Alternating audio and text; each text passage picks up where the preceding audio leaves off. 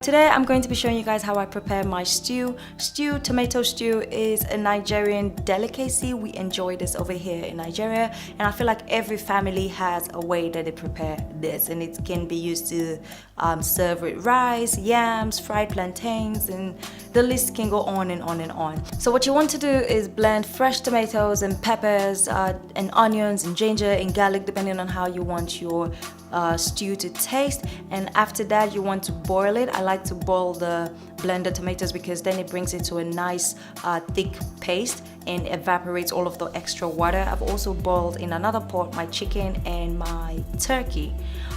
So that's what I have done. Now to start the stew process itself, I fry all of the chicken and the turkey, but I don't fry too hard, I don't fry too deep. As you can see, I have very little oil in the pan. You don't want to fry deep and have the oil completely covering the chicken and the turkey.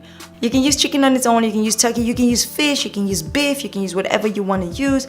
But frying is a great way to take away that boiled taste of the meat. To start the stew, in the same oil that I used to fry the chicken, I am frying my onions, and I also have some garlic in there. When that is fried, I begin to add the tomato paste that we have boiled, and as you can see, it is much thicker. It's like a pasty paste and not watery like it was when you blend it. So I add the tomato paste and the oil. Remember, this is the same oil I've used to fry the chicken and turkey, so I have that whole good chicken taste in there. Trust me guys, this smells so good. I know that you can't smell it, but it does. Just believe me, trust me. So you want to get all of the tomato paste in there, and make sure that you have enough oil, because the oil is great when you're serving things like yams and fried plantains and stuff like that. And it also makes the stew not feel too thick, but you don't want to use too much oil. You don't want to have your stew swimming in the oil. No. So you want to fry this for a while. At least 15 minutes is the best time to see that the paste has become like seeds. That's the best way for me to explain it to you. When you see that your tomato paste has started to look like seeds, then you know that it has fried well. I've also in another pot begun to boil my rice. I'm serving this dish with rice today. Now for seasoning, you want to season as you wish. I am using some thyme, some curry powder. I also have some cumin, some paprika, salt, seasoning cubes, whatever you want. Rosemary, parsley, all of this will bring nice flavors into the stew. So do what you want, do what you can, do what you have, use what you have. So you just want to season as desired. We love pepper, or I love pepper. My family loves pepper, so I do have a lot of peppers going on. Even when I blended the vegetables, the tomatoes and the peppers, I had a lot of peppers. I had green peppers, I had red peppers, I had chili. So this stew is peppery, y'all. Okay.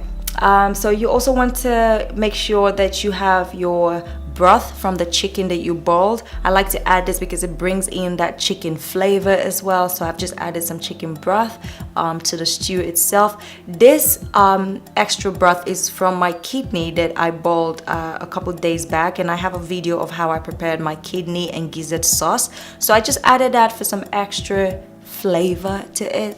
You can do whatever you want. You can do without the broth, since you've already used the same oil that you used to fry the chicken, so you're gonna get the taste anyways. But if you add the broth, it'll be great. If you don't, it'll be great.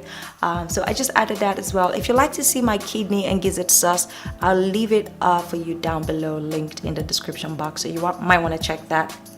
Now, when the entire stew is ready is when you add your fried chicken and turkey, and just make sure that it gets really deep into the stew. Make sure that you coat it well with the stew so that it gets in there nicely.